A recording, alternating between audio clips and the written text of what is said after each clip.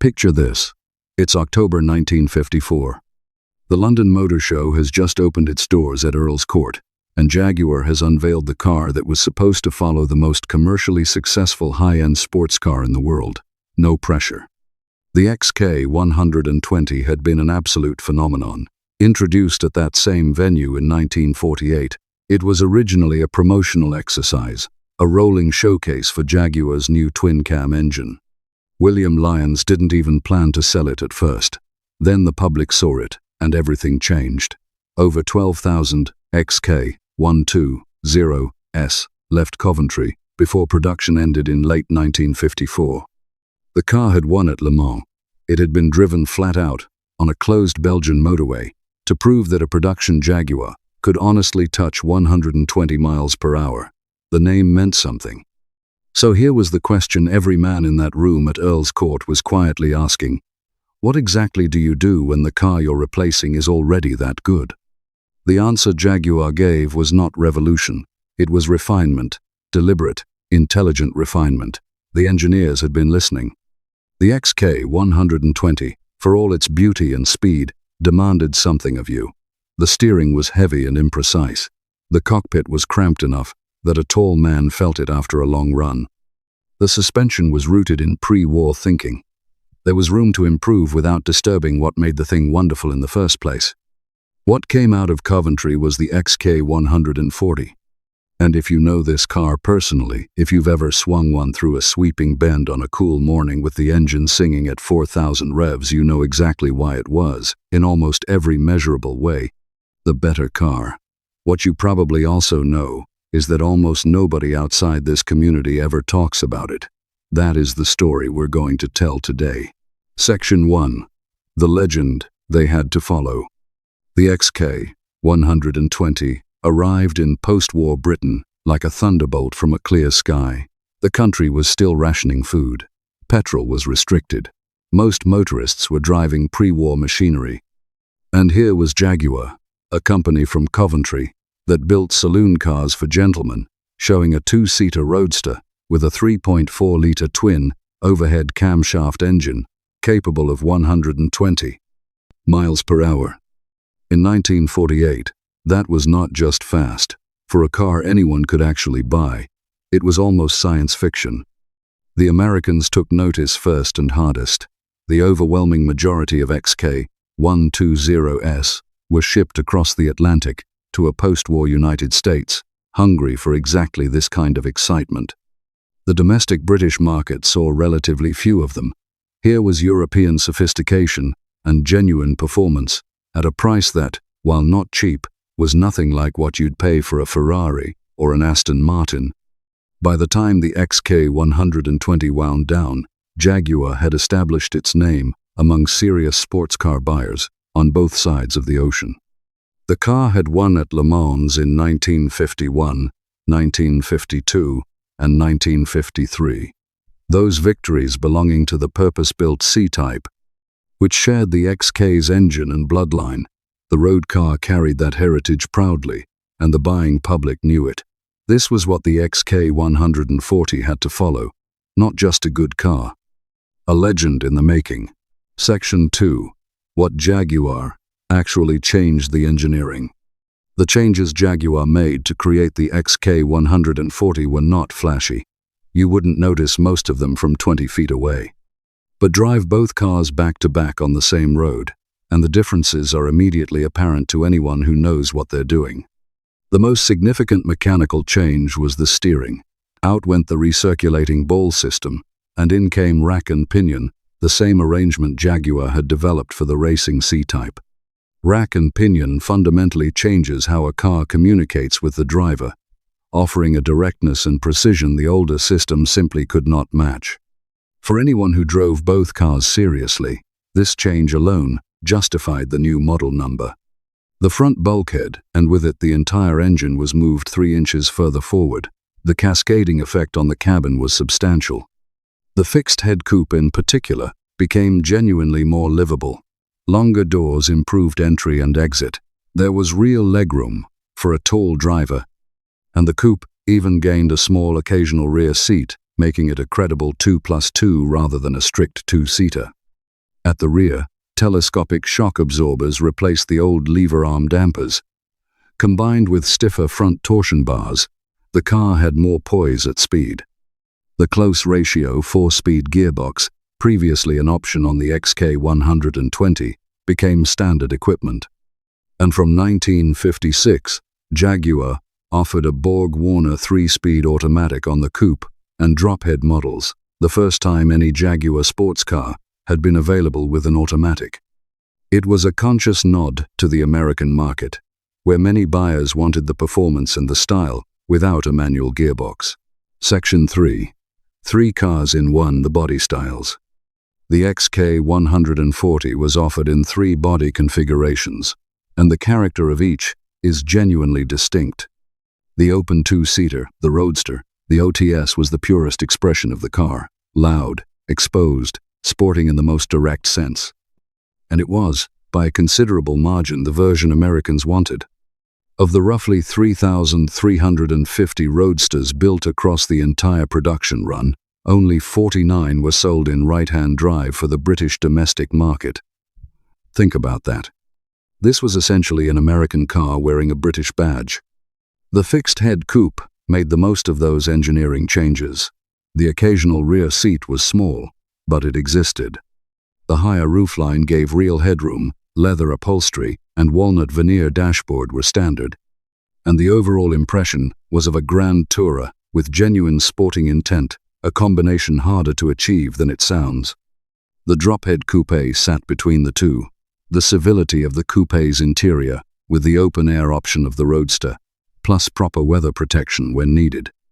Of the 3, it is perhaps the most versatile, and today, its pricing reflects that assessment. Every car wore a small badge on the boot lid that read, Winner Le Mans 1000, 951.3. Jaguar was in no doubt about what it was selling. Section 4. Numbers that tell the story: specifications and performance. The engine powering every XK140 was the William Haynes-designed 3.4-litre XK double overhead camshaft inline-6. In standard specification, it produced 190 brake horsepower at 5,500 revolutions per minute, the same output as the special equipment version of the XK120, which tells you Jaguar had simply raised the baseline. The car you really wanted was the special equipment variant.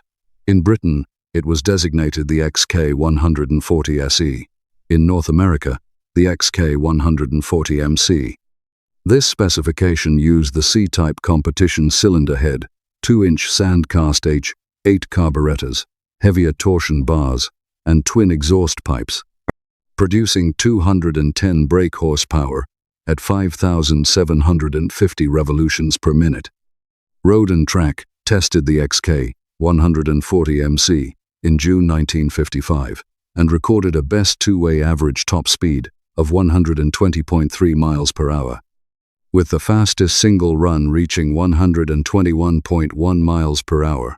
0 to 60 miles per hour took 8.4 seconds. 0 to 100 took 26.5 seconds.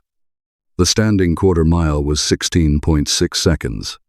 Sports, Cars Illustrated, tested the same MC specification in August 1957 and returned a two-way average of 121 miles per hour, with a best one-way run of 124 miles per hour. In 1955, these were not modest numbers. The car sat on a 102-inch wheelbase, measured 176 inches in overall length, and the Roadster weighed approximately 2,865 pounds. Section 5. The market: who was buying it, and why. To understand the XK140's market, you need to know what the mid-1950s sporting car landscape actually looked like. The Chevrolet Corvette had arrived in 1953 but was struggling. The 6-cylinder Blue Flame engine produced 150 horsepower, and many cars sat unsold on dealer lots. Chevrolet was genuinely considering canceling the project before the V8 arrived for 1955 and changed everything. The Ford Thunderbird appeared for 1955 at approximately $2,944, but it was conceived as a personal luxury car rather than a true sports car.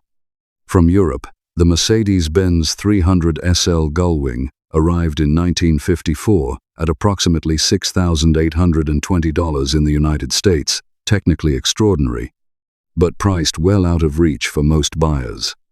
The XK140 open two-seater was offered in the United States at approximately $3,745. A car with race-proven heritage, British craftsmanship, and a hood badge tied directly to Le Mans victories at a price that made the competition look either underpowered or unaffordable. The value equation was difficult to argue with, and Jaguar had always understood that American buyers responded to exactly this combination. Section 6. Taking It Racing Competition. History. By 1954, Jaguar's factory racing effort had moved entirely to the purpose-built D-Type. The XK140 was a road car, and official competition use was left to private owners who had other ideas entirely. In the United States, SCCAC production class racing saw a number of XK140s run hard and well. The most notable result at a major international event came at the 1955 Sebring 12-Hour World Sports Car Championship, where Charles Wallace and Dick Thompson drove an open two-seater to a 10th place finish overall and second in class, against factory-supported machinery that was entirely respectable for a production road car. The XK140 also made it to Le Mans. Robert Walshaw co-drove his fixed-head coupe with Peter Bolton, but the effort ended in disqualification following an illegal refueling stop. Not the result they wanted, but it takes a particular kind of commitment to enter Le Mans in a road car at all. Zagato, the celebrated Italian coach builder, bodied one XK140 in 1957 for Guido Modiano and displayed the result at the Paris Motor Show. Giovanni Michelotti at Ghia had also created a one-off coupe on the XK140 platform in 1955. These were not production cars, but they speak to the respect that serious builders had for the XK140's mechanical foundation. Section 7. The production numbers and what they mean. Production of the XK140 series began in September 1954 and ended in January 1957. In total, the factory built 8,937 cars across all three body styles. Breaking that down, 2,798 fixed-head coupes were built, of which 839 were right-hand drive. 2,790 drop-head coupes were constructed, with 480 in right-hand drive. The open two-seater accounts for the remainder, and as we noted, only 49 roadsters were right-hand drive. Cars built to special equipment specification were identified by an A chassis prefix. Those with the C-type cylinder head carried an S prefix.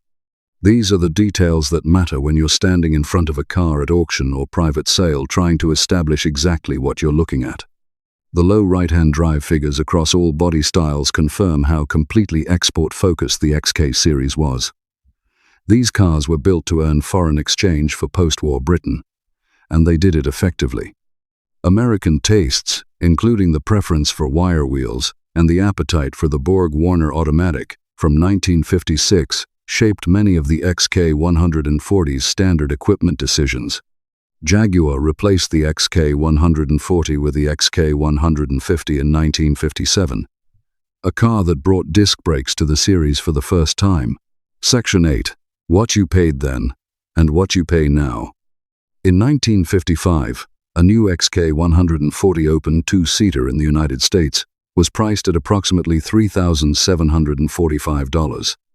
A base 1955 Chevrolet Bel Air cost around $2,000. The Ford Thunderbird started at roughly $2,944. The Jaguar was not an impulse purchase, but against the Mercedes 300 SL's price tag, it looked almost accessible. Well-optioned cars, wire wheels, overdrive, the MC Performance package took the transaction price higher still. Today, the XK140 market reflects a car the collector world has come to appreciate seriously.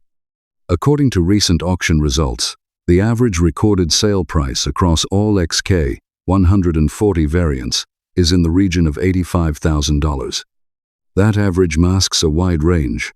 Project cars have changed hands for well under $20,000, while a correctly documented, matching numbers, special equipment, example in excellent condition, can now reach well over $150,000. One exceptional SE Coupe project reportedly sold at auction for $414,000 in early 2023, an outlier, certainly, but a signal that the very best cars are being taken seriously by knowledgeable buyers. Right-hand drive cars command a premium in the British market simply by virtue of their scarcity. Roadsters in SE or MC trim with full documentation are the most actively sought by American collectors. Section 9. Why everyone remembers the E-Type instead.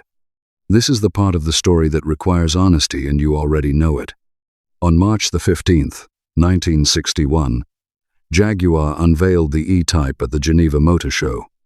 One fixed-head coupe, registered 9,600 HP, had been driven flat out from Coventry to Geneva by Jaguar executive Bob Berry, arriving 20 minutes before the car was due to be shown. The demand for demonstration drives was so immediate that a second E-Type was rushed from England to Switzerland overnight. At its launch price of £2,097 for the open car in Britain and tested at close to 150 miles per hour, it offered a combination of performance, style, and value the world had never seen. Road and Track, in their September 1961 issue, called it simply sensational. Enzo Ferrari was reported to have described it as the most beautiful car ever made, though that quotation has never been fully verified. What the E-Type did was establish a new benchmark for the entire sports car world. Monocoque construction, fully independent rear suspension, disc brakes on all four corners, and aerodynamic bodywork, designed by Malcolm Sayer, these were not incremental improvements. This was a different order of machine entirely. Against that kind of debut, the XK140's careful evolutionary approach had no chance of occupying the same space in automotive history.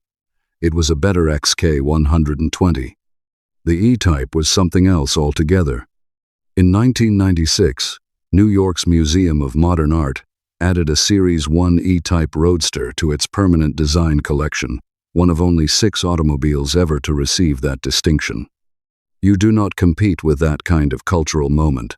You simply step aside. So where does that leave the XK140? Exactly where it deserves to be, if you know where to look. It took one of the most celebrated sports cars of the post-war decade and made it more precise, more livable, and more capable, without losing the essential character that made the XK120 extraordinary. Nearly 9,000 were built. The majority crossed the Atlantic and found buyers who drove them hard, maintained them seriously, and in many cases, still know where those cars are today. The XK140 is the car that serious collectors increasingly turn to when the XK120 market has moved beyond reach, and what they find is not a consolation prize. The rack and pinion steering is a genuine pleasure. The MC specification car is properly fast by the standards of any era. The fixed-head coupe, with its improved cabin and elegant proportions, is one of the most satisfying closed sports cars the 1950s produced. The E-Type was a revolution. The XK140 was evolution done right. And there have been many times in automotive history when the evolutionary car was actually the more rewarding one to live with, day to day. If you've owned one of these, if you've turned a wrench on one, navigated a mountain road in one, or simply stood next to one in the early morning light and understood what Jaguar was trying to accomplish with it, we'd genuinely like to hear from you. Tell us in the comments below. Was it a roadster or a coupe, standard or SE? What did it feel like the first time you really used that steering rack the way it was meant to be used? Those stories belong in this conversation. If this video gave you something, a fact you didn't know, a detail you'd forgotten, a reason to look at this car differently, please give it a thumbs up. It helps more people find these stories. And if you haven't subscribed yet and you care about the cars that actually shape the world we grew up in, this is the right channel to follow. Thank you, genuinely, for watching. These cars deserve people who remember them properly, and this audience does.